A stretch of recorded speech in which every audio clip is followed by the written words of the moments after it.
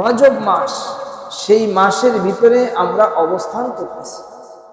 দেখেন, আমাদের দিনের ভিতরে এই কথাটা আসা দরকার যে এই যে মাসটা সম্মানিত মাস, আল্লাহ তাআলা এই মাসটাকে সম্মানিত করছে। তাহলে এর সম্মান আমাদের কিভাবে দেওয়া দরকার? কি বলেন? গান শুনে সম্মান দিতে হবে? সিনেমা দেখে সম্মান দিতে হবে? মদ খেয়ে সম্মান দিতে হবে? বেপর্দা নারীদেরকে দেখে সম্মান দিতে হবে? নাকি এগুলো সব বাদ দিতে হবে? এগুলো সব বাদ। যদি কারোর এমন অভ্যাস থেকে থাকে এই মাসের কারণেও যে সম্মানিত মাস, আমি এটা করব, যেহেতু এই মাসটা সম্মানিত মাস, এই মাসে এই সমস্ত নাজায়েজ কাজ আমি করব না, আমি এই মাসের সম্মান দিব। এই মাসে আমি নামাজকে ছাড়ব না। আমাদের এই সমাজের ভিতরে অনেক সময় দেখা যায় মানুষ নফলের দিকে খুব আগ্রহ। কিসের দিকে আগ্রহ? সবাই বলেন।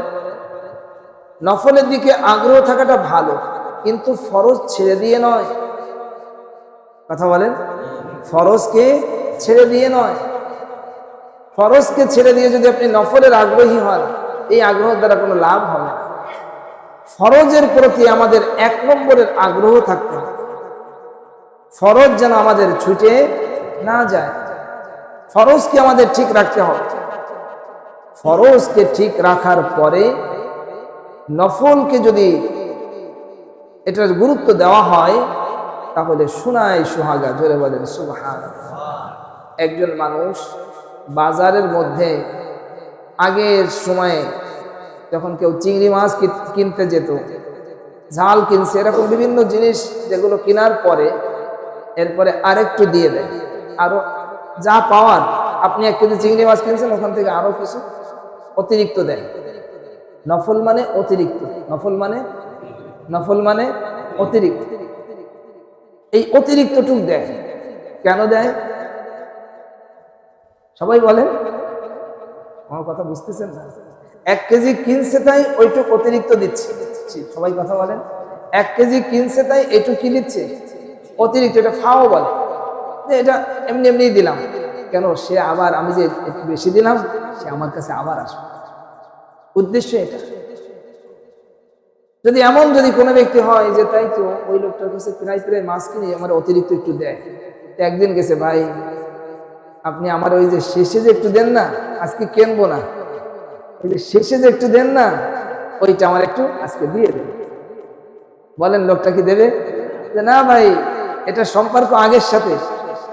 আগের 1 কেজি নেন, অথবা আধা কেজি নেন, বা 1 পোয়া নেন, তখন আমি 2, 4, 5টা, 10টা, 20টা আপনাকে আমি একটু বেশি দিয়ে দেব। কি বলেন? ঠিক না বেঠিক? ঠিক তেমনি ভাবে নফলের গুরুত্ব এমন। ফরজ নেই, তাহলে নফলের গুরুত্ব আসবে না। এই জন্য ফরজের প্রতি আমাদের ধাবিত হতে হবে আগে, এরপরে আমরা নফলের দিকে আমরা অগ্রসর। নফলকেও আমরা ছাড়বো না। কি বলেন? ঠিক না বেঠিক? আল্লাহ তাআলার খাজানায় কোনো কম নাই। এই দুনিয়া এটা কামাই করার জায়গা।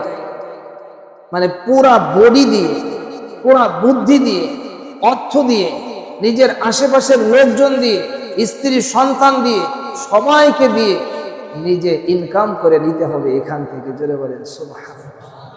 কতগুলো বলছি, খেয়াল করছেন?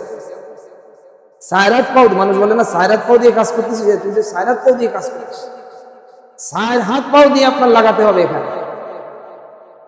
4 হাত পাও দিয়ে আপনি এখান থেকে ইনকাম করবেন। আপনার ছেলে দিয়ে ইনকাম করবেন, আপনার মেয়েকে দিয়ে ইনকাম করবেন, আপনার স্ত্রীকে দিয়ে ইনকাম করবেন, আপনার আব্বা মা দিয়ে আপনি ইনকাম করবেন, আপনার বন্ধুকে দিয়ে আপনি ইনকাম করবেন, প্রতিবেশীকে দিয়ে ইনকাম করবেন, দূরের মানুষকে দিয়ে ইনকাম করবেন। সর্বদিক থেকে ইনকাম করে নিয়ে আপনি বাড়িতে চলে যাবেন। জোরে বলেন সুবহানাল্লাহ। এই ইনকাম হলো আখিরাতের ইনকাম। এই ইনকাম কিসের ইনকাম? প্রিয় মুসলমান ভাইয়েরা, এই দুনিয়াতে আমরা চিরকাল থাকবো না। আজ আছি, কাল থাকা যাবে না। যেই সময়টা পেয়েছি এই সময়টাকে মূল্যায়ন করতে হবে। আল্লাহ পাক রব্বুল আলামিন কালামে পাকের ভিতরে অনেকগুলি কসম করার পরে 2টি কথা বলেছেন। قد أفلح من زكاها وقد خاب من دساها। যে ব্যক্তি নিজেকে শুদ্ধ করে নিল, যে ব্যক্তি নিজেকে সঠিক করল, যে ব্যক্তি নিজেকে শুদ্ধ করে নিল, সে সফল কাম হয়ে গেল। আর যেই ব্যক্তি নিজেকে শুদ্ধ করে নিল না,